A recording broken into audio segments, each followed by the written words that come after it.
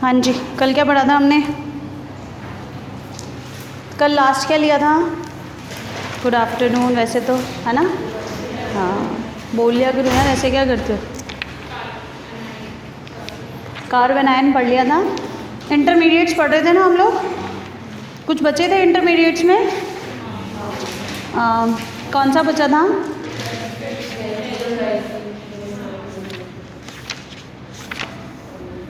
एक तो कार्बेनाइन बचा होगा और एक बेंजाइन बचा था, या नाइट्रीन और बेंजाइन बचा था। नाइट्रीन और बेंजाइन बचा था, ठीक है। चलिए बेंजाइन के लिए लिखेंगे, बेंजाइन लिखेंगे। बेंजाइन का स्ट्रक्चर बता दिया था मैंने आपको। बेंजाइन का स्ट्रक्चर बताया था कल। कैसा होता है? एरोमेटिक सिस्टम होता है, मतलब बेंजीन रिंग होती है और बेंजीन रिंग के साथ में एक डबल बॉन्ड होता है, या ट्रिपल बॉन्ड प्रेजेंट कह सकते हो आप, है ना? एक एक्स्ट्रा बॉन्ड प्रेजेंट होता है, ठीक है। चलिए तो उसके लिए लिखेंगे, इंट्रोडक्शन में लिखिए aromatic system, aromatic system consist, aromatic system consist extra double bond, triple bond कीजिएगा, डबल बॉन्ड की जगह extra triple bond called benzyne, called benzyne, ठीक है। कोई भी एरोमेटिक सिस्टम हो, लाइक बेंजीन है हमारा, एरोमेटिक सिस्टम ही होता है। तो एरोमेटिक सिस्टम में बेंजीन में हमारे पास में क्या होता है? 6 पाई इलेक्ट्रॉन्स होते हैं, है ना? उनमें किसी भी एक के साथ में अगर ट्रिपल बॉन्ड जैसी कंडीशन दिखने लगे हमें, देखो ट्रिपल बॉन्ड जैसी कंडीशन दिख रही है, तो इसे हम बोलेंगे benzene. This is the reaction intermediate. कैसा होता है? रिएक्शन इंटरमीडिएट होता है, मतलब रिएक्शन के दौरान इसे निकाला गया है। इसका ऑर्बिटल व्यू देखते हैं। ऑर्बिटल डायग्राम कैसा दिखता है? देखो ऑर्बिटल डायग्राम में बेंजीन रिंग होती है ना? सबके ऑर्बिटल्स होते हैं, लाइक इस तरीके से ऑर्बिटल्स हो जाएंगे।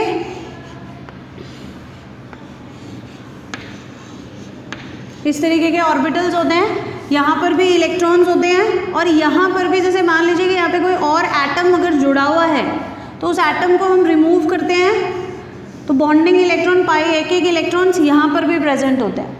तो या तो ये किसी आने वाले सबस्ट्रेट्स का रिएक्शन कर ले, या फिर ये क्या कर ले? आपस में कोलाइड कर ले, ठीक है। कोलाइड कैसे करेंगे? इस तरीके से, ठीक है। तो दोनों क्या बना लेंगे? एक पाई बॉन्ड फॉर्मेशन कर लेंगे। कोलाइड का मतलब होता है ओवरलैपिंग कर ले आपस में। तो ये कैसा दिखता है? पाई बॉन्ड दिखता है। और पाई बॉन्ड्स तो इसमें ऑलरेडी प्रेजेंट है ही है, समझ में आता है? This is the orbital view of benzene ring, ठीक है। Orbital view of benzene ring. तो ये हमारे बेंजाइन का ऑर्बिटल व्यू हो जाता है। उतार लीजिए, कॉपी कीजिए, बस इतना ही है इसके अंदर। कॉपी कीजिए, उसके बाद में लिखिएगा इसमें।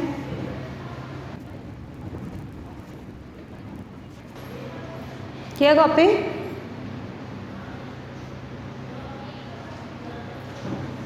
हुआ कॉपी? उसके बाद में लिखिएगा, पॉइंट लिखिएगा ना। It is also a highly reactive intermediate, it is also a highly reactive intermediate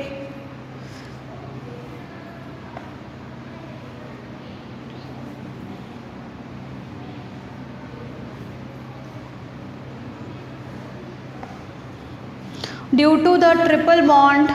next point में लिखिएगा, due to the triple bond, due to the triple bond it visualized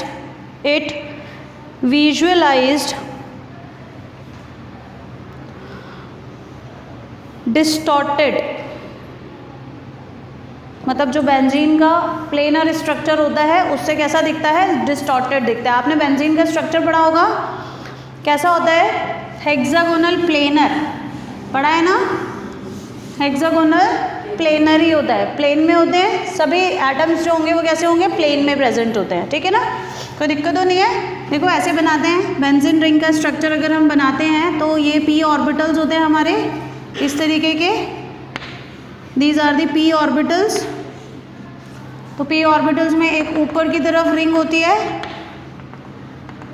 और एक नीचे की तरफ रिंग होती है, इस तरीके से। तो ऐसा लगता है 3 रिंग्स आपस में है ना? तो क्योंकि इनमें ओवरलैपिंग होती रहती है। ओवरलैपिंग में मैंने अभी बताया था बॉन्ड ओवरलैप करके ताकि बॉन्ड फॉर्मेशन हो सके, तो पाई बॉन्ड की ओवरलैपिंग होती है। उसके अलावा जो एच जो होते हैं वो सेम प्लेन में ही प्रेजेंट होते हैं। एच जो होंगे वो क्या होते हैं, सेम प्लेन में प्रेजेंट होते हैं। कोई दिक्कत तो नहीं है। तो प्लेनर हेक्सागोनल होती है। अब यहाँ पर देखो कि ऑलरेडी इसमें दो पाई बॉन्ड, तो ये दोनों होते हैं ना, ये पाई बॉन्ड ही दर्शा रहे हैं, ट्रिपल बॉन्ड नहीं दर्शा रहे।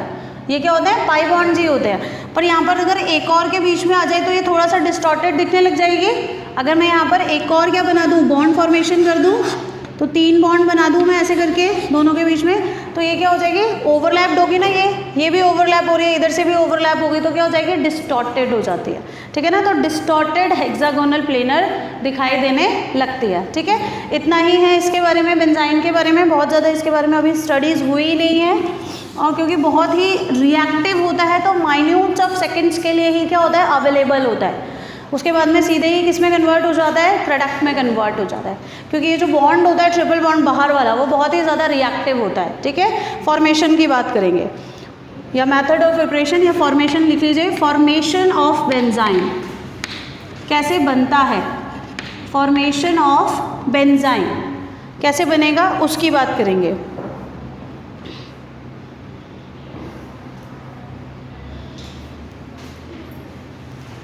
देखिए बेंजाइन में पहली रिएक्शन देखिए, बेस से अभिक्रिया, reaction with base, reaction with base. Base की मैंने बताई थी आपको, रिएक्शन बेस का एक्चुअल काम क्या होता है, एक्टिव हाइड्रोजन को अब्स्ट्रैक्ट करना या लेना। ठीक है, मैंने कल बताया था शायद ये कि एक्टिव हाइड्रोजन को बेस जनरली वर्क क्या करता है, एक्टिव हाइड्रोजन को अब्स्ट्रैक्ट करता है। ठीक है, तो मैंने यहाँ पर देखो, एक तो बेंजीन, एल्काइल बेंजाइल ले लो, ये लो, ब्रोमाइड ले लो। ठीक है, इसे बोलते हैं ब्रोमोबेंजीन। ठीक है, एक पर ब्रोमो लगा हुआ है, मान लीजिए यहाँ पर एक हाइड्रोजन प्रेजेंट होगा, ऑलरेडी मैंने उसको शो कर दिया है। उसकी रिएक्शन मैंने करा दी NH2 नेगेटिव से। तो अमाइड क्या, अमीन क्या होता है, एक तरीके से बेस होता है। बेस होगा तो ये प्रोटोन को अब्स्ट्रैक्ट करेगा, और देखो एक्टिव प्रोटोन है, क्यों, क्योंकि उसके जस्ट पास वाले कार्बन पर इलेक्ट्रोनेगेटिव एटम लगा हुआ है ना। देखो ये क्या लगा हुआ है, इलेक्ट्रोनेगेटिव एटम है, इसके जस्ट पास वाले कार्बन पर हाइड्रोजन अटैच्ड है। तो ये क्या करेगा, ये इसके इलेक्ट्रॉन्स को अपनी तरफ खींचेगा, और ये क्या करेगा, इस पर अटैक करेगा। इस पर अटैक करेगा तो ये बॉन्डिंग इलेक्ट्रॉन किधर शिफ्ट हो जाएंगे, इधर। मैंने बोला एक इलेक्ट्रॉन इधर शिफ्ट हुआ, ऐसे ले लो। ठीक है, ये इधर शिफ्ट होगा तो ये वाला पाई, ये Br जो होगा वो बाहर चला जाएगा। समझ में आता है। तो हमारे पास में क्या बनेगा, देखो यहाँ से हाइड्रोजन ने दिया, यहाँ से ब्रोमीन बाहर, तो बॉन्ड बन गया। और यहाँ पर क्या बना, देखो ना, अमोनिया फॉर्मेशन हो गया अमीन का, और क्या निकल गया, Br- आयन बाहर चला गया। समझ में आता है क्या रिएक्शन, क्या बेंजाइन बन सकता है, बिल्कुल बन रहा है। ठीक है, कोई दिक्कत तो नहीं है। चलिए कॉपी कीजिए।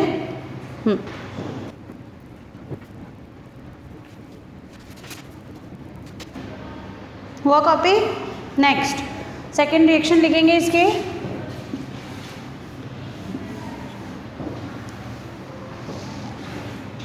Decomposition reaction.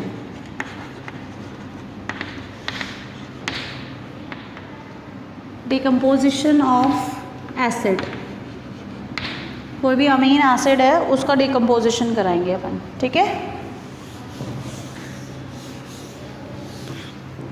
देखें एरोमेटिक सिस्टम ही चाहिए होगा यहाँ पर, बिना एरोमेटिक सिस्टम के काम नहीं होगा। This is called aniline. ठीक है, किसे क्या बोलते हैं, एनिलीन। इसके साथ में एक कार्बोक्सिलिक ग्रुप लगा लो। ठीक है, this is called anthranilic acid. Anthranilic acid, amine group present है इसलिए इसका नाम चेंज हो गया है। ठीक है, अमीन भी प्रेजेंट है ना एक, इसीलिए इसका हमें थर्मल डिकम्पोजिशन कराना है। थर्मल डिकम्पोजिशन कराने के लिए NaNO2 लेते हैं और HCl लेते हैं। जनरली हम इसे एजोटाइजेशन कहते हैं, एजोटाइजेशन रिएक्शन होती है, मतलब एजो ग्रुप में कन्वर्ट हो जाता है। कौन सा ग्रुप, ये वाला। ठीक है, तो एजो ग्रुप में कन्वर्ट होने का मतलब क्या होगा, यहाँ पर N2 पॉजिटिव आ जाएगा और यहाँ पर COO नेगेटिव आ जाएगा। ठीक है, यहाँ पर क्या होगा देखो, अमीन ग्रुप जो होता है ना NaNO2 एजोटाइजेशन रिएक्शन होती है, ये रिएजेंट होता है एक्चुअली। एनोटाइजेशन क्या होता है, एजोटाइजेशन आप पढ़ेंगे जब भी नाइट्रोजन कंटेनिंग कंपाउंड पढ़ाऊंगे ना, उसमें हम पढ़ेंगे। ये वाला जो सबस्ट्रेट होता है इसको छोड़ दीजिए, सिंगल ये वाला जो सबस्ट्रेट होता है ये आपके डाइज में पाया जाता है। कपड़ों को रंगने के लिए जो डाइज बनाई जाती है ना, डिफरेंट डिफरेंट कलर्स बनाए जाते हैं, उनमें जो बेसिक यूनिट होती है ना कलरिंग के लिए। अब कलर तो क्या होता है, चेंज होता जाता है जैसे जैसे डिफरेंट डिफरेंट ग्रुप अटैच होते जाएंगे, जैसे एल्डिहाइड का अटैच हुआ, अमीन अटैच हुआ, नाइट्रो अटैच हुआ, तो ग्रुप का जो कलर होता है वो चेंज होता जाता है। समझ में आता है। और दो तरीके के ग्रुप वहाँ पर अटैच होते हैं, एक तो जो सिर्फ कलर चेंज करते हैं, एक वो कलर को इंटेंसिटी प्रोवाइड कराते हैं। समझ में आता है। जैसे नाइट्रो ग्रुप जो होता है वो येलो कलर का होता है, वो लाइटिश येलो कलर का होता है। अगर उसके साथ में कोई ऐसा ग्रुप जुड़ा हो जो उसकी इंटेंसिटी को बढ़ाए तो वो ऑरेंज तक जा सकता है। समझ में आता है। तो यहाँ पर क्या होगा, बेसिक यूनिट जो होती है प्रेजेंट वो कौन सी होती है, एजो यूनिट होती है, इसे बोलते हैं एजो यूनिट। अगर ये ना लगा हो तो, कौन सा, C डबल बॉन्ड O ना लगा हो तो, this is called azo unit. समझ में आता है। यहाँ से हाइड्रोजन मैंने इसलिए हटाया है क्योंकि एसिड का हाइड्रोजन बेस की प्रेजेंस में हमेशा गायब होता है। अगर हमारे रिएक्शन मिक्सचर में कहीं बेस प्रेजेंट होगा तो वहाँ से एसिड की हाइड्रोजन सबसे पहले गायब होती है और हमारे पास में कार्बोक्सिलेट आयन फॉर्मेशन होता है। समझ में आता है। ये क्या होता है हमारा कार्बोक्सिलेट आयन। रिएक्शंस पढ़ेंगे हम लोग, आराम से करेंगे। अभी तो आप समझें कि हमारे पास में ये इस तरीके का स्ट्रक्चर बनता है। अब यहाँ से देखो क्या हुआ, ये वाला ग्रुप गायब होगा और यहाँ से ये N2 बाहर रिलीज हो जाएगी। समझ में आता है। तो हमारे पास में बन क्या गया, हमारा जो इंटरमीडिएट है वही बन गया है बेंजाइन। N2 बाहर जा चुकी है, स्टेबल होती है N2, नाइट्रोजन गैस बाहर चली जाती है और हमारे पास में कार्बोक्सिलिक ग्रुप भी यहाँ से बाहर चला जाता है, या CO2 के फॉर्म में यहाँ से बाहर चला जाएगा। CO2 दोनों ही गैस के फॉर्म में क्या होते हैं, रिलीज हो जाते हैं। समझ में आता है क्या, कोई दिक्कत तो नहीं है। चलिए कॉपी कीजिएगा, नहीं समझ में आ रहा है तो फिर भी बोल दीजिए तो समझा देंगे।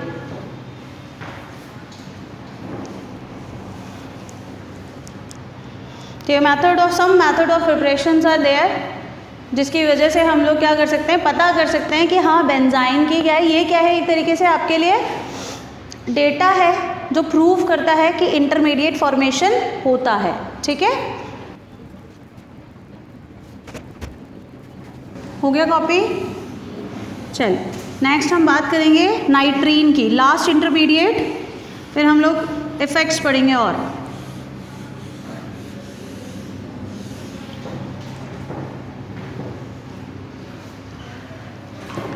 नाइट्रीन लास्ट इंटरमीडिएट, आपको इंटरमीडिएट समझ में तो आए ना, फॉर्मेशन ऑफ इंटरमीडिएट समझ में आए हैं। देखो हमें पता होना चाहिए, आई डोंट नो आपने कैसे पढ़े हैं, अब 11th में मैम ने कैसे पढ़ाया होगा, आई डोंट नो, है ना, बट हमें पता होना चाहिए कि हमारे पास इस तरीके से फॉर्म्ड होते हैं। नहीं तो कैसे आप कैसे बिलीव करोगे कि फॉर्मेशन होता है।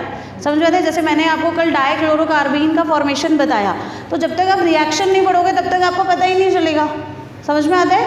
तो और रिएक्शंस इतनी जल्दी तो आती नहीं, अब आएंगी। 11th में तो रिएक्शंस थी नहीं, ना तो कोई डाइक्लोरोकार्बीन बनता है, कार्बोकेटाइन फिर भी बनता है। जब हम एल्कीन पढ़ते हैं, एल्काइंस पढ़ते हैं, उसमें कार्बोकेटाइन फिर भी पढ़ा होगा, कार्बेनाइन भी आपने पढ़ा होगा, पर नाइट्रीन और जो बेंजाइन होते हैं उनकी फॉर्मेशन आपने पढ़ी ही नहीं होगी कभी। तो यहाँ पर कुछ रिएक्शंस होती हैं जिनमें नाइट्रीन और बेंजाइन भी फॉर्मेशन होती है। चलिए लिखिएगा, नाइट्रीन लिखिएगा। नाइट्रीन में लिखिए neutral species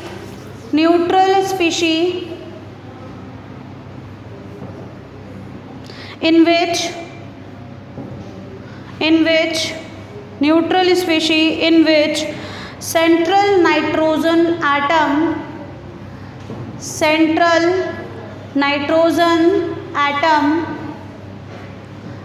contains one sigma bond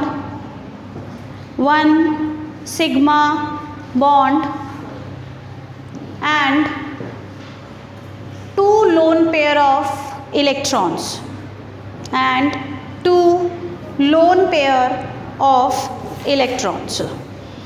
okay. तो नाइट्रीन कुछ कैसा दिखाई देता है, एक तो सिग्मा बॉन्ड होते हैं और दो लोन पेयर प्रेजेंट हो जाते हैं। और कैसी स्पीशी है, न्यूट्रल स्पीशीज़ है, कोई चार्ज प्रेजेंट नहीं होता है, न्यूट्रल लिखवाया है ना मैंने, ठीक है। उसके बाद में लिखो it is also a reactive intermediate, it is also a reactive intermediate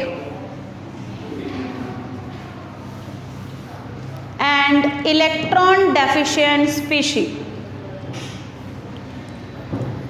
It is also a reactive intermediate and electron deficient species, so it behaves as a electrophile। ठीक है, आपको पता होना चाहिए, पूछ ले कोई आपको। So it behaves as a electrophile।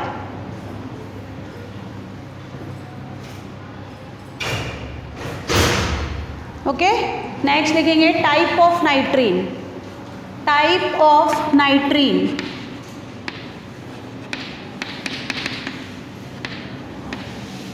According to the arrangement of electrons, according to the arrangement of electrons, nitrene is of two type, are of लिख लेना है ना, are of two type, singlet nitrene बता दिया था कल मतलब इसका, and triplet nitrene. Singlet nitrene and triplet nitrene. How can we say that the singlet nitrene are there?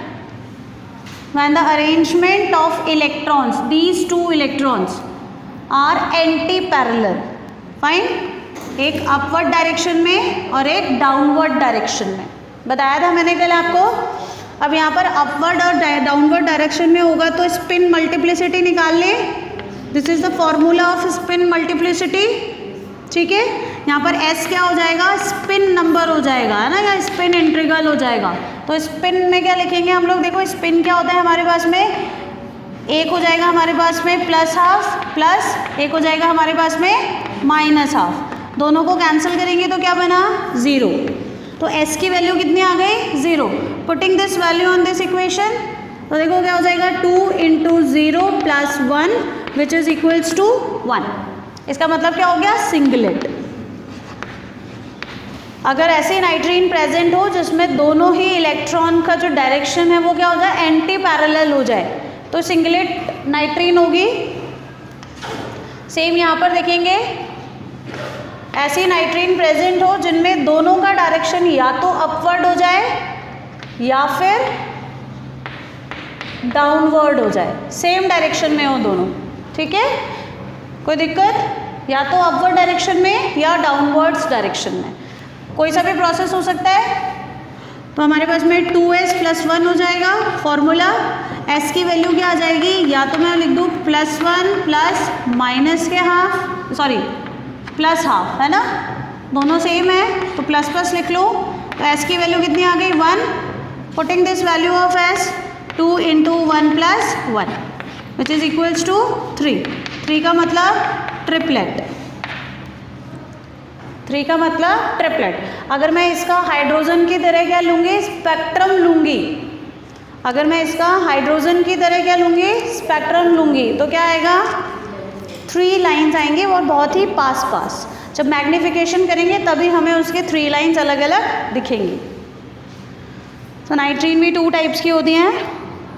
Now formation of नाइट्रीन, pockets होने चाहिए यार, है आज तो है, कहते साड़ी पहना देंगे सर, साड़ी में पॉकेट लगवा देना। चलो, फॉर्मेशन ऑफ नाइट्रीन देखते हैं भाई, फॉर्म कैसे करते हैं नाइट्रीन को। एक या 2 रिएक्शंस देख लेते हैं। देखो लिखिएगा फॉर्मेशन ऑफ नाइट्रीन में पहला, देखो R रिएक्शन, पहले रिएक्शन लिखेंगे RN3, अजाइड होता है ये, क्या होता है, alkyl azide, this is called alkyl. R को बोलते हैं एल्काइल ग्रुप और N3 को बोलते हैं अजाइड।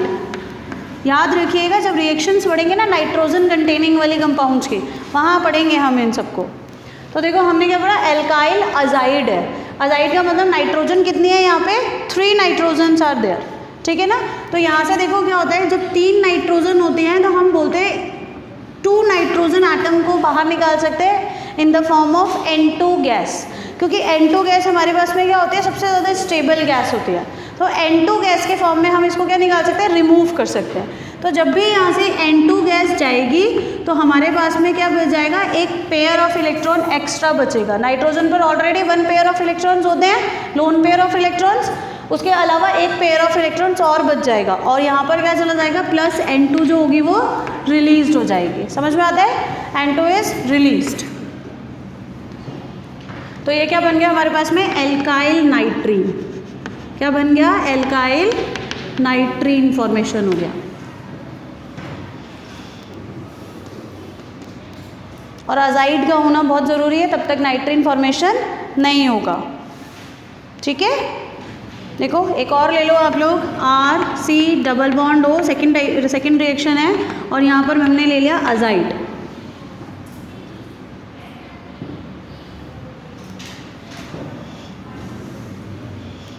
इसे ऐसे भी लिख सकते हैं, RC double bond O N double bond N double bond N।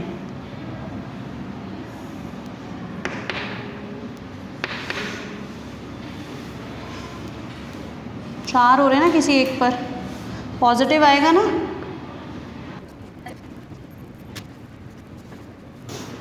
देखो ये यहाँ से पाई इलेक्ट्रॉन उठ के इधर जाएंगे, तो ये पूरा के पूरा यहाँ चला जाएगा। ये जो बॉन्ड के 2 इलेक्ट्रॉन होंगे वो इसी के पास रह जाएंगे, और यहाँ से N2 देखो ट्रिपल बॉन्ड बन जाएगा दोनों के बीच में। नाइट्रोजन के बीच में कितना बॉन्ड होता है, ट्रिपल बॉन्ड ही होता है। तो यहाँ पर क्या हो जाएगा, -N2 बाहर चली जाएगी, और हमारे पास में RC double bond O N, ठीक है, इसे बोलते हैं असाइल नाइट्रीन। असाइल नाइट्रीन, असाइल ग्रुप होता है ये। C double bond O R group कौन सा ग्रुप होता है, असाइल ग्रुप होता है, ठीक है, इसलिए acyl नाइट्रीन। Okay, this is all about the intermediates, है ना। 6 टाइप ऑफ इंटरमीडिएट्स हमने पढ़े। कार्बोकेटायन पढ़ा हमने, कार्बन आयन पढ़ा, फ्री रेडिकल पढ़ा, बेंजाइन पढ़ा, नाइट्रीन पढ़ा और कार्बीन पढ़ा, ठीक है। इसके अलावा जनरली हमारी पूरी ऑर्गेनिक में कोई इंटरमीडिएट बनते ही नहीं है, और बनेंगे ना तो उनको हम आइसोलेट नहीं कर सकते हैं। इन सबको क्या किया गया है, आइसोलेट किया गया, इनकी स्टडी की गई, इनका स्ट्रक्चर कैसा होता है, किस तरीके की रिएक्शंस देते हैं, इलेक्ट्रॉन डेफिशिएंट होते हैं या इलेक्ट्रॉन रिच होते हैं, इन सब की बात वहाँ पर की गई थी। तो ये 6 है इंटरमीडिएट्स जिनकी हमने बातें करी हैं। चलिए अब हम बात करते हैं हाइपर कॉन्जुगेशन की। हाइपर कॉन्जुगेशन पढ़ा है आप लोगों ने, पढ़ा है क्या? Next type of electronic effect, hyper conjugation.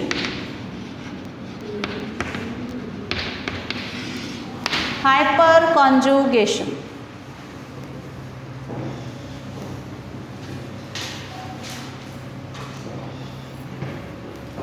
Okay. Hyper conjugation क्या है, यहाँ पर आपका एक तरीके का इफेक्ट ही है ना। इसे लिखिए, इट इज़ अ, लिखिएगा हाइपर कॉन्जुगेशन, फिर समझते हैं थोड़ा सा। It is a resonance non resonance effect. It is a resonance effect without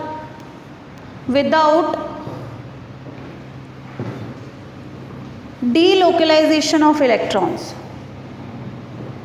without delocalization of electrons, ठीक है। नेक्स्ट पॉइंट में लिखिएगा, it is a non bonded effect, मतलब बॉन्ड नहीं फॉर्मेशन होता है इसमें किसी भी तरीके का। This is a non bonded effect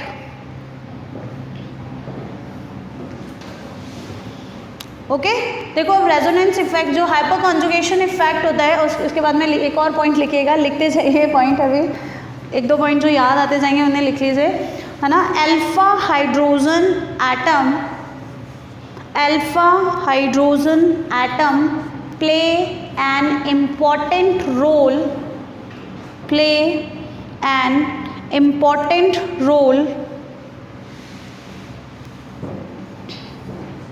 in hyperconjugation चलिए तो हाइपर कॉन्जुगेशन की बात करते हैं। हाइपर कॉन्जुगेशन में देखो बॉन्ड या एटम्स जो होते हैं ना वो शिफ्ट नहीं होते हैं, ठीक है। जो भी बॉन्डेड एटम्स होंगे वो क्या होंगे, शिफ्ट नहीं होंगे, वो सिर्फ क्या करते हैं, इलेक्ट्रॉन्स का डोनेशन कर देते हैं और कुछ देर के लिए वो अपने इलेक्ट्रॉन सामने वाले को क्या करते हैं, प्रोवाइड करा देते हैं। किस तरीके के हाइपर कॉन्जुगेशन हमेशा कब होगा, जब अल्फा हाइड्रोजन एटम्स प्रेजेंट होंगे। किसी भी सिस्टम पर जब भी अल्फा हाइड्रोजन प्रेजेंट होंगे तभी वहाँ पर हाइपर कॉन्जुगेशन इफेक्ट को हम लोग क्या करेंगे, देखेंगे, ठीक है ना। अब अल्फा हाइड्रोजन क्या होता है या अल्फा हाइड्रोजन कैसे आएंगे, तो हम बोलते हैं कि भाई किसी भी कार्बन पर जिस पर भी चाहे पॉजिटिव प्रेजेंट हो, है ना, कोई भी कार्बन हो जिस पर नेगेटिव प्रेजेंट हो, कोई कार्बन हो जिसके ऊपर रेडिकल प्रेजेंट हो, उसके अलावा जो भी कार्बन होते हैं उनको हम लोग क्या बोलते हैं, अल्फा कार्बन बीटा कार्बन कहते हैं, डिनोशन देते हैं। जैसे हम 1 2 3 डिनोशन देते हैं वैसे ही हम बोलते हैं अगर इस पर क्या प्रेजेंट है, पॉजिटिव चार्ज प्रेजेंट है कार्बन पर, तो इसके पास वाला अल्फा कार्बन, ये कौन सा हो जाएगा, अल्फा कार्बन, उसके पास वाला बीटा कार्बन। आता है समझ में। और अल्फा कार्बन पर जो हाइड्रोजन अटैच्ड होंगी, अल्फा कार्बन पर जो भी हाइड्रोजन एटम अटैच्ड होगा वो क्या कहलाएगा, अल्फा हाइड्रोजन कहलाएगा। समझ में आता है। तो नंबर ऑफ अल्फा हाइड्रोजन, और हम बोलेंगे कि जैसे जैसे हाइपर कॉन्जुगेशन इफेक्ट की बात करूं, अगर मैं हाइपर कॉन्जुगेशन इफेक्ट की बात करूं तो हाइपर कॉन्जुगेशन इफेक्ट जो होता है वो डायरेक्टली प्रोपोर्शनल हो जाता है अल्फा हाइड्रोजन एटम्स के। जितने ज़्यादा अल्फा हाइड्रोजन एटम्स प्रेजेंट होंगे वो उतनी ही ज़्यादा सामने वाले को स्टेबिलिटी क्या करेगा, प्रोवाइड करेगा। समझ में आता है। उतने ही कॉनिकल स्ट्रक्चर्स बनेंगे। अब रेजोनेंस में भी कॉनिकल स्ट्रक्चर्स बनते हैं, समझ में आता है। बट यहाँ पर क्या होता है, बॉन्ड डीलोकेलाइज्ड नहीं होगा, सिर्फ है ना बॉन्ड के इलेक्ट्रॉन्स जाएंगे और एटम वहीं का वहीं प्रेजेंट हो जाएगा। समझ में आता है। ये यहाँ तक समझ में आया आप लोगों को। तो this is also alpha carbon, this is also beta carbon, ये भी अल्फा कार्बन, और इनके साथ में जो भी हाइड्रोजन अटैच्ड होंगे वो हमारे क्या हो जाएंगे, अल्फा हाइड्रोजन। ऐसा का ऐसा फंक्शनल ग्रुप्स के साथ में भी होता है, ठीक है ना। जैसे मैंने बोला अगर मान लीजिए यहाँ पे कोई चार्ज ना प्रेजेंट होकर कोई फंक्शनल ग्रुप अटैच्ड हो, ठीक है, ओके। तो जो जिस कार्बन से अटैच्ड होगा, जैसे इस कार्बन से ये फंक्शनल ग्रुप अटैच्ड है तो ये वाला अल्फा कार्बन, और यहाँ पर भी देखो इस वाले कार्बन से भी अगर फंक्शनल ग्रुप अटैच्ड है तो ये भी हमारा अल्फा कार्बन। आता है समझ में। कौन सा ग्रुप है ये, कीटोनिक ग्रुप। कौन सा ग्रुप है, कीटोनिक ग्रुप है। यहाँ देखो कार्बोक्सिलिक ग्रुप है, ये पूरा का पूरा ग्रुप किस कार्बन से अटैच्ड है, इस वाले से, this is called alpha carbon. आता है समझ में ग्रुप के लिए। उसके बाद में देखो OH ग्रुप इस कार्बन से अटैच्ड है, तो इस कार्बन के पास वाले कार्बन को अल्फा कार्बन बोला जाएगा। जिस कार्बन से अटैच होता है उसके पास वाले को, या उसी को बोलते हैं, सॉरी इसी को बोलेंगे अल्फा कार्बन, ठीक है। जिस कार्बन पर फंक्शनल ग्रुप अटैच्ड होगा उसी को क्या बोला जाएगा, अल्फा कार्बन बोला जाएगा। क्योंकि कई बार आपसे पूछा जाएगा ग्रुप अटैच करके कि कौन सा अल्कोहल है, अल्फा बीटा गामा, कौन सा अल्कोहल प्रेजेंट होता है। तो यहाँ पर आगे तक जाता है, अल्फा होता है, बीटा होता है, और आगे ले लूँ तो गामा होता है, और उससे आगे लेंगे तो डेल्टा होता है, और आगे जाएंगे तो आप कार्बन प्रेजेंट है तो डेल्टा प्लस होता है, उससे आगे कार्बन जाएगा तो डेल्टा प्लस प्लस होता है, ठीक है। तो ये सीरीज होती है अल्फा बीटा गामा डेल्टा, उसके बाद में डेल्टा प्लस और डेल्टा डबल प्लस, ठीक है। ये हमने अभी अल्फा बीटा के बारे में पढ़ा है। अब हम बात करेंगे एक्चुअली हाइपर कॉन्जुगेशन इफेक्ट की, ठीक है। तो रेजोनेटिंग स्ट्रक्चर्स बनाते हैं और हाइपर कॉन्जुगेशंस को स्टार्ट करते हैं। पहले इफेक्ट पढ़ लेते हैं, फिर उनकी एप्लीकेशंस पढ़ेंगे अलग अलग, क्योंकि सिर्फ इंडक्टिव इफेक्ट की एप्लीकेशंस नहीं होगी। जनरली हम अलग अलग तरीके, कई बार उसमें हाइपर कॉन्जुगेशन भी आएगा, कई बार उसमें रेजोनेंस भी आएगा, तो उन सभी को पढ़ना होगा हमें, है ना। तो एप्लीकेशन वाला जो पार्ट मैंने कल लिखवाया था उसे हम बाद में कभी मतलब जब भी ये पूरा हो जाएगा इलेक्ट्रोमैग्नेटिक इफेक्ट्स कंप्लीट हो जाएंगे तब पढ़ेंगे उसे विद क्वेश्चन एंड आंसर्स। चलिए हाइपर कॉन्जुगेशन में देखिए हमने बोला ये मेरे पास में एक कार्बोकेटायन है और एक मेरे पास में एक मॉलिक्यूल ये है, एक कार्बोकेटायन मेरे पास में ये है और एक कार्बोकेटायन हमारे पास में ये वाला। चलिए किसी एक को लेकर देखते हैं कैसे हाइपर कॉन्जुगेशन शो किया जाता है। पहले एक को लेते हैं फिर हम इनका कंबाइन पढ़ेंगे। देखो मैं किसी एक को ले लेती हूँ, स्मॉलेस्ट को लेते हैं। तो देखो CH H H, ये C पॉजिटिव, CH2 पॉजिटिव। तो जिस पर कार्बोकेटाइन, जिस पर पॉजिटिव चार्ज प्रेजेंट है वो तो हमारा कार्बोकेटाइन कार्बन हुआ, उसके पास वाला alpha carbon, this is called alpha carbon and these all are alpha hydrogens. ठीक है, अब रेजोनेटिंग स्ट्रक्चर्स या हाइपर कॉन्जुगेशन कैसे शो होता है, देखो यहाँ पर क्या होगा, कार्बन ये H यहीं रहेगा पॉजिटिव साइन के साथ, यहाँ पर आ जाएगा नेगेटिव साइन, ये आ जाएगा CH2 प्लस। ठीक है, ये एक H और ये दूसरा H, पहली कंडीशन ये होगी तो फर्स्ट स्ट्रक्चर ये बनेगा। अब यहाँ पर देखो हाइड्रोजन एटम उठकर नहीं गया है कहीं पर, सिर्फ वो वहीं पर प्लेस्ड है अभी, पर उन दोनों के बीच में अभी बॉन्ड ब्रेक कर दिया गया है। समझ में आता है, थोड़ी सी देर के लिए। उसके बाद में देखो वापस से फिर से बनाएंगे तो अब इन दोनों के बीच में बॉन्ड फॉर्मेशन हो जाएगा। अब यहाँ पर बॉन्ड रह जाएगा नेगेटिव और ये H पॉजिटिव और ये नीचे वाला अभी भी एज इट इज़। तो और हमारे पास में CH2 पॉजिटिव। समझ में आता है, थोड़ी सी देर के लिए बॉन्ड को हमने सिर्फ क्या किया, पॉजिटिव नेगेटिव में शिफ्ट कर दिया। अगर इस कार्बन पर नेगेटिव प्रेजेंट है तो वो इस पॉजिटिव को न्यूट्रलाइज कर सकता है ना। चलिए नेक्स्ट देखिए, नेक्स्ट केमिकल कॉनिकल स्ट्रक्चर देख लीजिए। अब ऊपर वाला बॉन्ड फॉर्मेशन, साइड वाला बॉन्ड, यहाँ पर बॉन्ड फॉर्मेशन नहीं होगा, नेगेटिव और ये H पॉजिटिव, ये CH2 पॉजिटिव। ठीक है, तो यहाँ पर एक तरीके से क्या बन रहे हैं, एक बार ये वाला हाइड्रोजन अपने बॉन्डिंग इलेक्ट्रॉन शिफ्ट कर रहा है, एक बार ये वाला हाइड्रोजन कुछ देर के लिए बॉन्डिंग इलेक्ट्रॉन शिफ्ट कर रहा है और एक बार ये वाला हाइड्रोजन कुछ देर के लिए बॉन्डिंग इलेक्ट्रॉन शिफ्ट कर रहा है। तो जितने हाइड्रोजन्स प्रेजेंट होंगे तो कुछ समय के लिए, जब तक वहाँ से कोई रिएजेंट नहीं आता इस पॉजिटिव को न्यूट्रलाइज करने के लिए, जब तक कोई न्यूक्लियोफाइल नहीं आता, तो इस इंटरमीडिएट को स्टेबलाइज करने के लिए ये जो हाइड्रोजन्स हैं वो थोड़ी थोड़ी देर के लिए अपने बॉन्डिंग इलेक्ट्रॉन्स क्या करेंगे, इसकी तरफ शिफ्ट करते रहेंगे और शिफ्ट करेंगे तो रहेंगे वो वहीं पर हमें ऐसा लगेगा कि वो बॉन्ड फॉर्मेशन, बॉन्ड ब्रेक हो चुका है। ठीक है, पर वो बॉन्ड एग्जैक्टली ब्रेक नहीं हुआ है, वो सिर्फ थोड़ी देर के लिए शिफ्ट किया गया है। ठीक है ना, जैसे हम लोग जब बैठकर काम करते हैं साथ में तो हम लोग होते हैं ना शेयरिंग ऑफ पेन्स करते हैं, तो इसका मतलब ये थोड़ी ना हो गया सामने वाला आपके पेन शेयर कर रहा है तो वो आपके पेन लेकर ही जाएगा, नहीं ना, वो सिर्फ कुछ सेकंड्स के लिए या कुछ समय के लिए, जब तक उसके पास में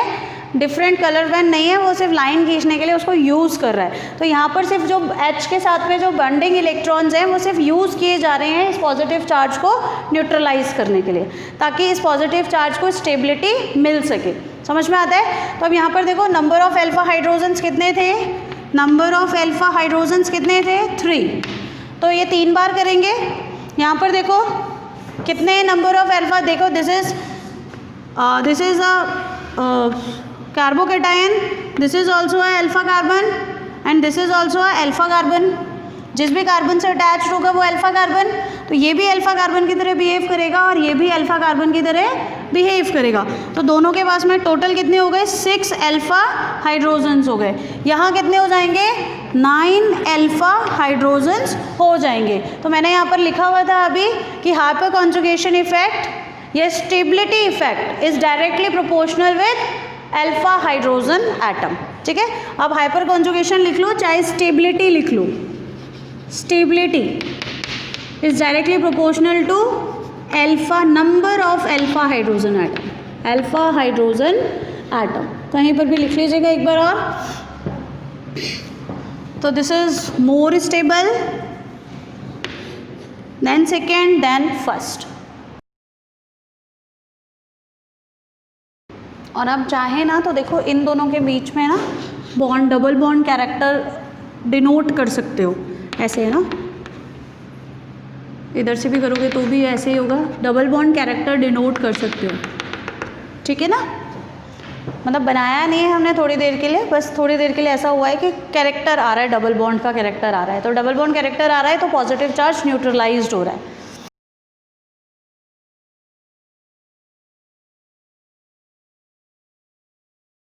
लिखिएगा इसी के नीचे, it is also called a baker-Nathan effect. कई बार पूछ लिया जाता है questions. It is also called a baker-Nathan effect. Baker-Nathan ने आइडेंटिफाई किया था, इसीलिए बेकर-नाथन इफेक्ट भी बोलते हैं इसे, ना, बेकर-नाथन इफेक्ट। कुछ एग्जाम्पल्स देखते हैं इसके और, है ना, आप बताइएगा ऑर्डर ऑफ, मैं बनाती हूँ उसके बाद में आप बताइएगा। 1 2 3 आपको बताना है according to hyperconjugation the order of stability. Order of stability बतानी है अकॉर्डिंग टू हाइपर कॉन्जुगेशन। बताइए, तो आपको क्या कैलकुलेट करना है इसके अंदर? सिर्फ number of alpha hydrogens. Alpha hydrogens के लिए उससे पहले हमें alpha number of alpha hydrogens calculate कर लो। बताओ इसके अंदर कितने अल्फा हाइड्रोजन्स हैं? 2 हैं। इसमें कितने हैं? 1 है। और इसमें कितने हैं? 0 अल्फा हाइड्रोजन। तो ऑर्डर ऑफ स्टेबिलिटी, ठीक है, ऑर्डर ऑफ स्टेबिलिटी क्या होगी? जिसके पास 2 है, मतलब 2 ज़्यादा हैं 1 से और 1 0 से। This is all about the hyper conjugation. इतना ही है हाइपर कॉन्जुगेशन में। रेजोनेटिंग स्ट्रक्चर्स बनाइएगा प्लीज़, ठीक है। तो अभी मेरे को लगता है कि आपको अल्फा हाइड्रोजन एटम और इंडक्टिव इफेक्ट दोनों आगे होंगे हमारे पास, है ना। इंडक्टिव इफेक्ट आए हमें, इंडक्टिव इफेक्ट के थ्रू कैसे देखेंगे किसी की भी स्टेबिलिटी?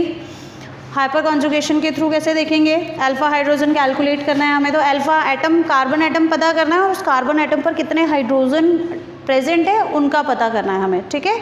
तो क्वेश्चंस करते हैं आज अपन थोड़े से, ताकि हमें आइडिया रहे कि कैसे हम इंडक्टिव। फिर एप्लीकेशन वाला पार्ट, रेजोनेंस बच रहा है, अभी स्टार्ट नहीं करूँगी क्योंकि रेजोनेंस होगा नहीं आधे घंटे में, तो अभी स्टार्ट नहीं कर रही हूँ रेजोनेंस। कल की क्लास में स्टार्ट करेंगे रेजोनेंस, ताकि वो कल की क्लास में ही ख़त्म हो जाएगा, ठीक है।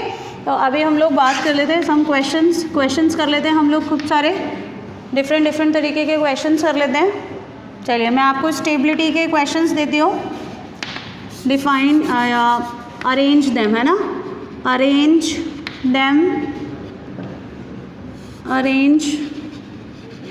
Following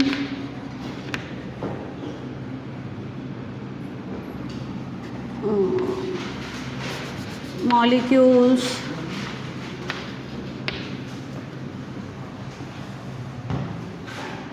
increasing order of stability। अब आप पता करना है कि क्या क्या लगाना है उसके ऊपर, क्या लगाना है हमें, ठीक है। नेगेटिव चार्ज है, ठीक है। क्वेश्चन सॉल्व कीजिएगा।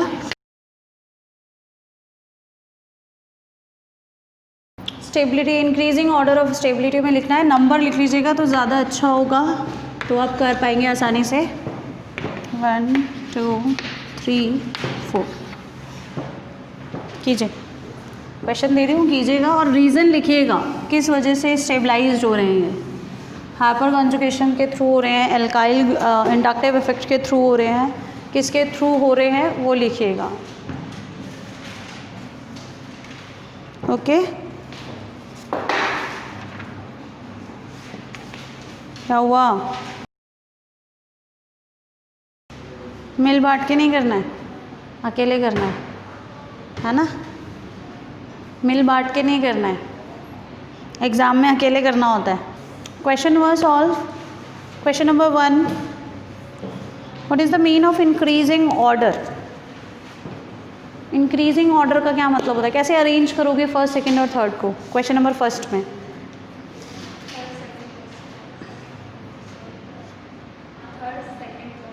अच्छा, मतलब जो पहले सबसे ज़्यादा है उसको पहले लिखना है, तो पहले लिखना है। This is the increasing order, और डिक्रीजिंग ऑर्डर क्या होता है? जस्ट इसका उल्टा। चल, what is the answer of question first?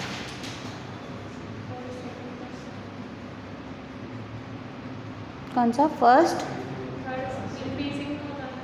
Third, second, first, ऐसे हो गया। और क्यों होगा ऐसा?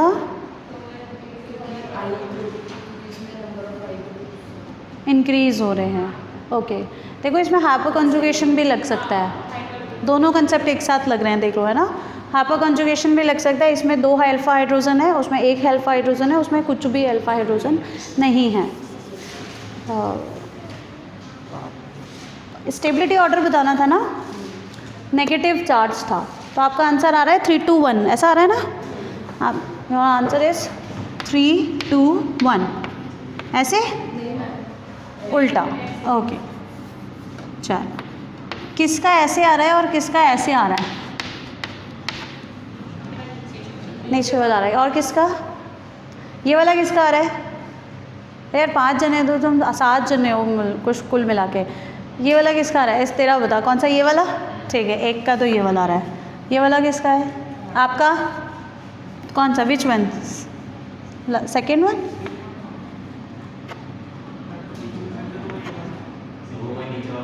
पक्का? तेरा पक्का वाला? चलो, क्यों आ रहा है ऐसा? 3 2 1 क्यों आ रहा है? 1 क्यों मोर स्टेबल है?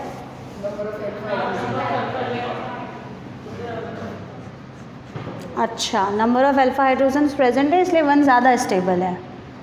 हमने चार्ज नहीं देखा, हमने चार्ज नहीं देखा। चार्ज कौन सा? नेगेटिव। अगर नंबर ऑफ अल्फा हाइड्रोजन्स होंगे, मैं तो कहती हूँ number of alpha, plus I effect लगाओ चाहे नंबर ऑफ अल्फा हाइड्रोजन्स लगाओ, है ना। तो ऑलरेडी उसके पास में कार्बन पर क्या है? ऑलरेडी चार्ज प्रेजेंट है, नेगेटिव। लीस्ट इलेक्ट्रोनेगेटिव एटम पर मैक्सिमम नेगेटिव चार्ज अवेल नहीं हो सकता, कल लिखवाया था आई थिंक। अगर ये पॉजिटिव होता ना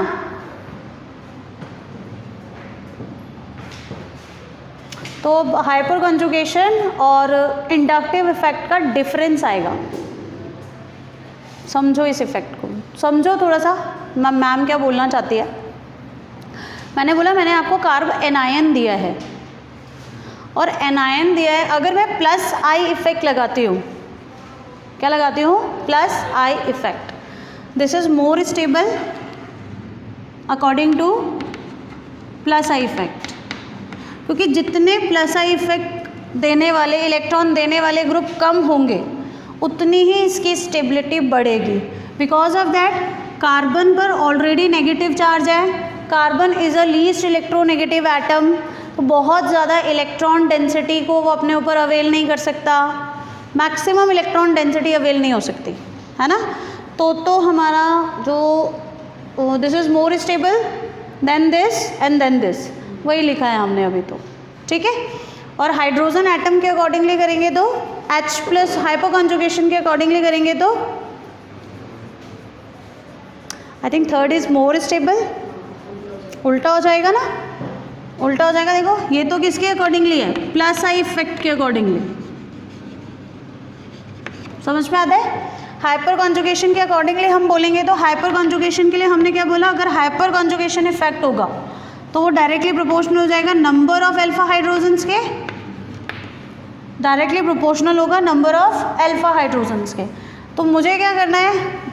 यहाँ पर अल्फा हाइड्रोजन्स बिल्कुल भी नहीं है, यहाँ पर अल्फा हाइड्रोजन 1 है और यहाँ पर अल्फा हाइड्रोजन्स 2 है। तो जितने ज़्यादा अल्फा हाइड्रोजन्स होंगे उतनी चार्ज इलेक्ट्रॉन डेंसिटी इस वाले कार्बन पर शिफ्ट होगी या उतनी बार होगी, और जितनी बार इसके ऊपर इलेक्ट्रॉन चार्ज डेंसिटी शिफ्ट होगी उतना ही एक पॉजिटिव चार्ज ये कार्बन है डीस्टेबलाइज्ड होगा, उतना ही पॉजिटिव चार्ज ये जो हमारा कार्बन है जिस पर नेगेटिव चार्ज प्रेजेंट है वो क्या हो जाएगा? डीस्टेबलाइज्ड हो जाएगा। तो इसका मतलब अब ये सबसे ज़्यादा डीस्टेबलाइज्ड है अकॉर्डिंग टू हाइपर कंजुगेशन, और ये उससे कम है डीस्टेबलाइज्ड, और ये सबसे ज़्यादा स्टेबल है। तो अब कौन सा हो जाएगा? 3 is more stable than 2 than 1। समझो, हमने दोनों ही इफेक्ट पढ़े, दोनों ही इफेक्ट लगाए, पर देखो आंसर दोनों का अलग अलग आ रहा है। समझ में आया क्या? मैं जो कहना चाहती हूँ कि आपको वो समझ में आता है? ऐसा तो नहीं है आपको कुछ समझ में नहीं आ रहा हो इसमें? कोई सा भी इफेक्ट लगाओ, पर उस इफेक्ट को लगाने से पहले आप ये देखें कि आपको कौन सा इंटरमीडिएट दिया गया है, क्योंकि क्वेश्चंस आएंगे भाई इसके ऊपर और ऐसे ही घुमाकर आएंगे। समझ में आता है? ऐसे ही क्वेश्चंस आते हैं। जैसे अब जनरली अगर आप अभी 12th में हैं तो 12th बोर्ड की प्रिपरेशन तो हमें करनी ही है, उसके साथ साथ में हम कॉम्पिटिटिव एग्ज़ाम की भी प्रिपरेशन कर रहे हैं। तो कॉम्पिटिटिव एग्ज़ाम में ऐसे ही घुमा फिरा कर क्वेश्चन आते हैं, वहाँ पर कन्फ्यूजन क्रिएट होगा। उससे ज़्यादा अच्छा है कि आप अपने सारे कन्फ्यूजन अभी यहाँ बैठ के सॉल्व कर लें। इसलिए आपको जीओसी दोबारा पढ़ाई जा रही है, नहीं तो कोई मतलब नहीं है आपको जीओसी पढ़ाने का, बिकॉज आप पढ़ के आ चुके हैं। समझ में आया? मैंने आपको बोला दोनों इफेक्ट एप्लीकेबल है इसके ऊपर, इंडक्टिव इफेक्ट भी एप्लीकेबल है, हाइपर कॉन्जुगेशन इफेक्ट भी एप्लीकेबल है, बट दोनों के आंसर डिफर आएंगे।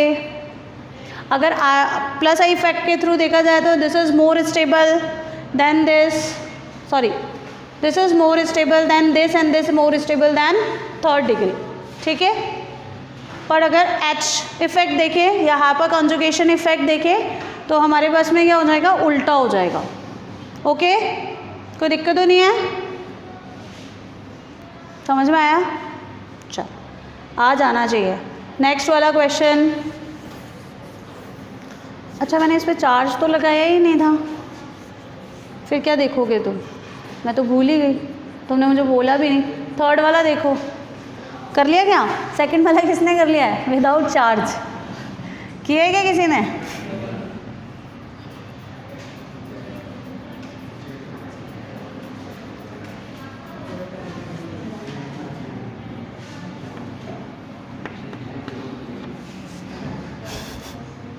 अगर किसी ने विदाउट चार्ज कर लिया हो,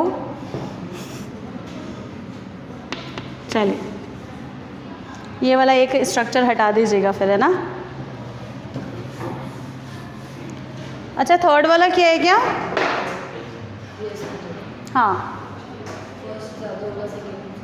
क्यों? क्योंकि नाइट्रोजन पहले से इलेक्ट्रॉन डेफिशिएंट है और क्लोरीन ज़्यादा इलेक्ट्रॉन नेगेटिव है। अगर वो एटम इलेक्ट्रॉन्स को लेगा तो वो अनस्टेबल हो जाएगा। ठीक है। और हाइड्रोजन की कंपैरेटिवली कम इलेक्ट्रॉन नेगेटिव है। ओके। इलेक्ट्रॉन्स लेगा इसलिए वो स्टेबल है। तो first one is more stable than second one.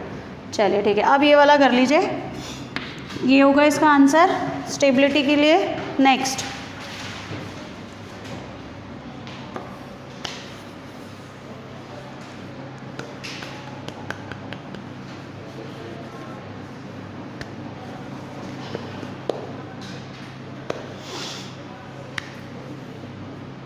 Second वाला भी कर लीजिए।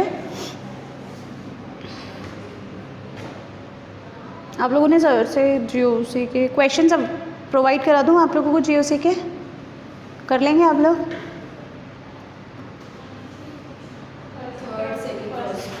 Third second first.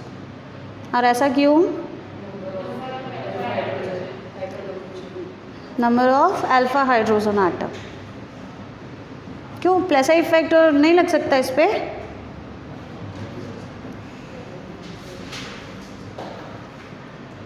प्लेसा इफेक्ट नहीं लग सकता, क्यों? वाई? अच्छा what is the effect of benzene ring, plus I और minus I? What is the effect of benzene ring? It's plus I और माइनस आई। बेंजीन रिंग का क्या इफेक्ट होता है? इलेक्ट्रॉन डोनेटिंग होती है या इलेक्ट्रॉन विड्रॉइंग होती है?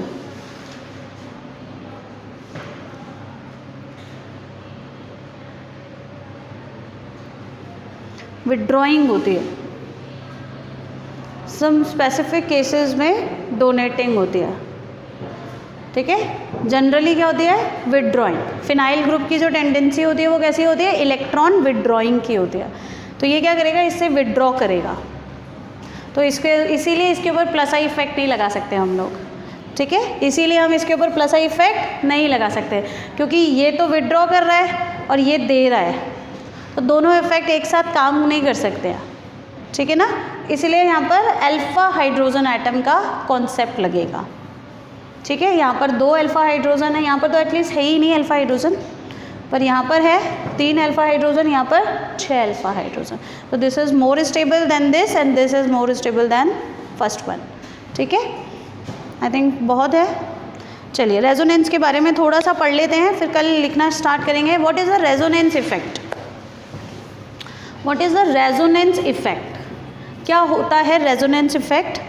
पढ़ते हैं, लिखने का काम कल करेंगे क्योंकि आज हो नहीं पाएगा। मैं सोच रहा हूँ कल ही स्टार्ट किया जाए तो ज़्यादा अच्छा होगा। What is resonance effect? यहाँ से मुंह बांध के क्यों बैठे थे हो? पढ़ा है ना हमने। What is resonance effect?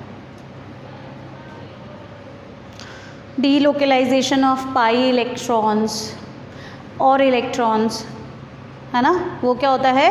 Resonance effect होता है। ठीक है, कभी भी किसी भी आटम में अगर पाई इलेक्ट्रॉन्स प्रेजेंट हो और वो डीलोकेलाइज्ड हो सकते हो तो उसे हम बोलेंगे, वो जो भी स्ट्रक्चर्स बनेंगे या जो भी इफेक्ट आएगा that is called resonance effect. ठीक है, तो रेजोनेंस इफेक्ट में क्या होता है? पाई इलेक्ट्रॉन्स का शिफ्टिंग होती है, डीलोकेलाइजेशन होता है, एटम्स जो होते हैं वो अनशिफ्टेड होते हैं। जितने भी एटम्स होंगे they all are unshifted atoms, but जब पाई इलेक्ट्रॉन्स आर शिफ्टेड, ठीक है, वो सिर्फ पाई इलेक्ट्रॉन शिफ्ट होंगे। ठीक है, उसके अलावा क्या होता है कि number of canonical structures are there. Canonical structures बोल दीजिए या फिर मैं बोल दूँ कि नंबर ऑफ रेजोनेटिंग स्ट्रक्चर्स बोल दीजिए, तो number of resonating structures are there, but each resonating structure does not have any existence. समझ में आता है? अगर एक एक रेजोनेटिंग स्ट्रक्चर की बात की जाए तो इंडिविजुअल जो भी रेजोनेटिंग स्ट्रक्चर होगा उसकी खुद की कोई एग्जिस्टेंस नहीं होती है।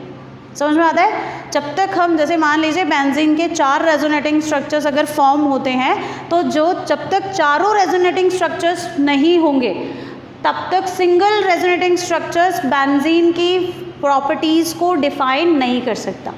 समझ में आता है? तो कोई भी रेजोनेटिंग स्ट्रक्चर्स जो होंगे वो कम्प्लीटली किसी मॉलिक्यूल की प्रॉपर्टीज़ को डिफाइन नहीं करेंगे, तो इसका मतलब खुद की कोई एग्जिस्टेंस नहीं है। साइमल्टेनियस तो एग्जिस्टेंस है, जब वो साथ में प्रेजेंट होंगे तब तो उनकी एग्जिस्टेंस होगी, पर नहीं है जब साथ में प्रेजेंट। इंडिविजुअल स्ट्रक्चर की बात करूँ तो वो किसी भी सिस्टम की या मॉलिक्यूल की प्रॉपर्टी को डिफाइन नहीं कर सकता। बट हाइब्रिड स्ट्रक्चर, ठीक है ना, जो हाइब्रिड स्ट्रक्चर होगा वो मॉलिक्यूल की प्रॉपर्टी को डिफाइन कर सकता है। समझ में आता है? तो नंबर ऑफ स्ट्रक्चर्स बनते हैं, बहुत सारे स्ट्रक्चर्स जो बनते हैं they all are called resonating structures, और एक हम कंप्लीट स्ट्रक्चर बनाते हैं उसे हम बोलते हैं हाइब्रिड स्ट्रक्चर। ठीक है, वो क्या होता है? उसमें हम सब कुछ डीलोकेलाइजेशन, कंप्लीट डीलोकेलाइजेशन दिखाते हैं, तो उसे हम बोलते हैं हाइब्रिड स्ट्रक्चर। ठीक है, रेजोनेंस एनर्जी, जब भी रेजोनेंस करता है कोई भी मॉलिक्यूल, मतलब जब वो डीलोकेलाइजेशन ऑफ पाई इलेक्ट्रॉन्स करता है तो उसकी जो रेजोनेंस एनर्जी होती है या जो उसकी स्टेबिलिटी होती है वो बढ़ जाती है। रेजोनेंस एनर्जी या जो एनर्जी होती है सिस्टम की वो पूरी ओवरऑल कम हो जाती है, उसकी वजह से मॉलिक्यूल की जो स्टेबिलिटी होती है वो क्या हो जाती है? इंक्रीज़ हो जाती है। इसीलिए बहुत सारे मॉलिक्यूल्स क्या करते हैं? रेजोनेंस शो करते हैं। ओके, कोई दिक्कत है? एक सम रेजोनेंस एनर्जी होती है, जो minimum amount of energy required होती है उसे हम बोलते हैं रेजोनेंस एनर्जी।